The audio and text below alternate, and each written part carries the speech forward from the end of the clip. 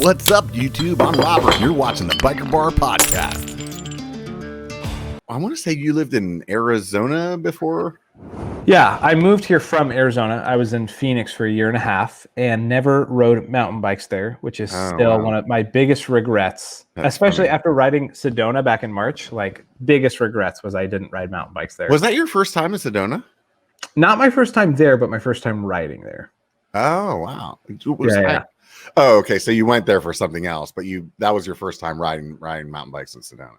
Yeah, I went there dude?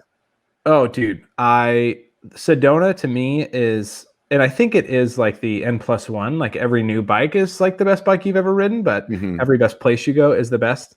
I loved it. Like, I loved, I think it was the festival as well is what I loved. Like, and you've talked about it before. Yeah. No. It's great. But I love that it is so different than what my trails are here. Like, it's all rock and shale and like this red dry dirt. I loved that. The first thing I did was go to the White Line. I'm like, no one's here. I'll just do it anyway. Like that was fun. But yeah, I watched that video of yours, and you're like, if I remember correctly, you're just like, oh, this is not that bad.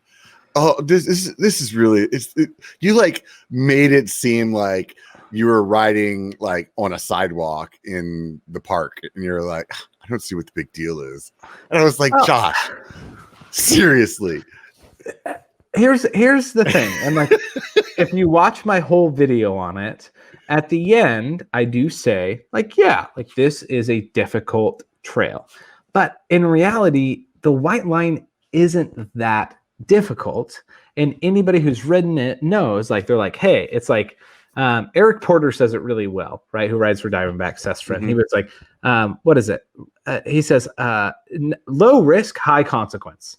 Yeah. So it's actually not that risky because you can always like dab a foot. There's a whole like area that, like, if worst case scenario, you fell, the way you shouldn't on a side slope, you'd have stuff to grab on, right? But the chances of you doing that, like, you think about that on an off-camber section, if you're riding this way, like the chances of you falling like the opposite way of towards the hill is slim to none. But if you do, there's high consequence. Yeah.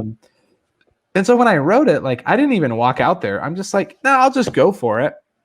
And as I'm riding, like, I feel my knobs are like grabbing, and I can feel like my rear wheel is slipping a little bit.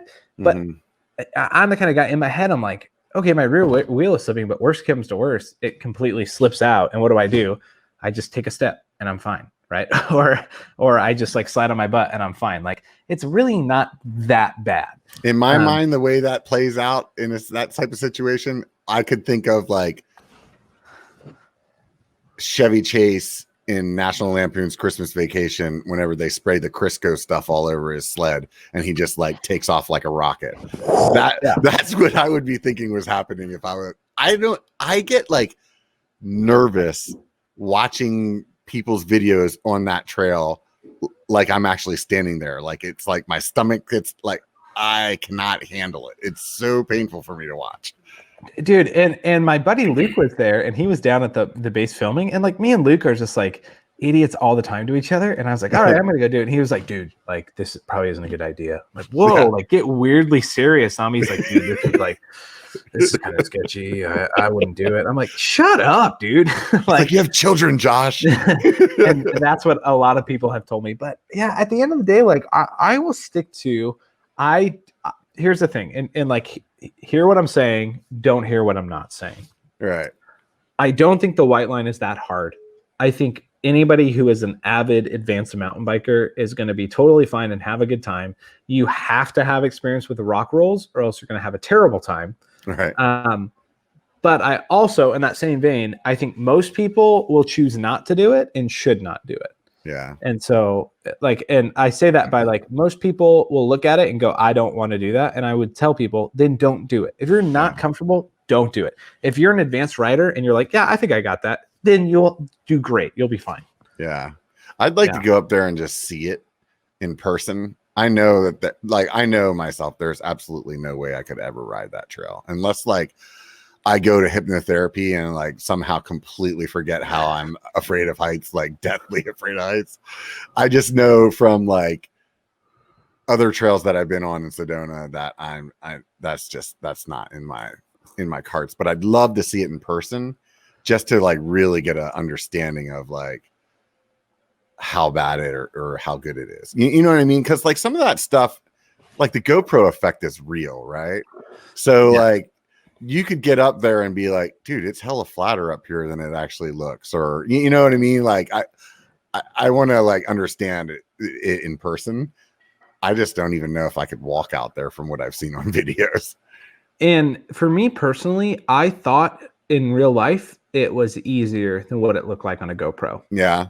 And that was one of the first times I felt that. Now, so for the white line, you have the traverse out, and then you have the down part, and then you have the traverse back. The traverse back realistically, the down is that's the kicker right there, right? Yeah. There's like a step up in the middle of the first traverse too. I think that's kind of a funky one. The first traverse is like that's where you decide if you're going to do it or not, and that's pretty intimidating. The turn and the downhill, that's where if you don't have experience riding a slab or a rock, you're going to have a terrible time. Yeah, it's not going to be good. And it's one of those things like when you say terrible, like you're going to go over the cliff and like, oh yeah, like you're going to die, and like anybody filming is going to be like, I'm going to make millions on YouTube from this idiot. But if you have experience, and I had to tell myself like, hey, I've seen so many people do this. I know I can do this. My brain is telling me I'm not going to stop, but I know I'm going to stop. And sure enough, I stopped. Like that's like, and that's where it comes. Like once again, if you're advanced in your experience, you'll be fine. If you're not, that is what would hurt you. If you like that, make sure you check out the full episode. And hey, do me a favor before you take off, hit the like and subscribe.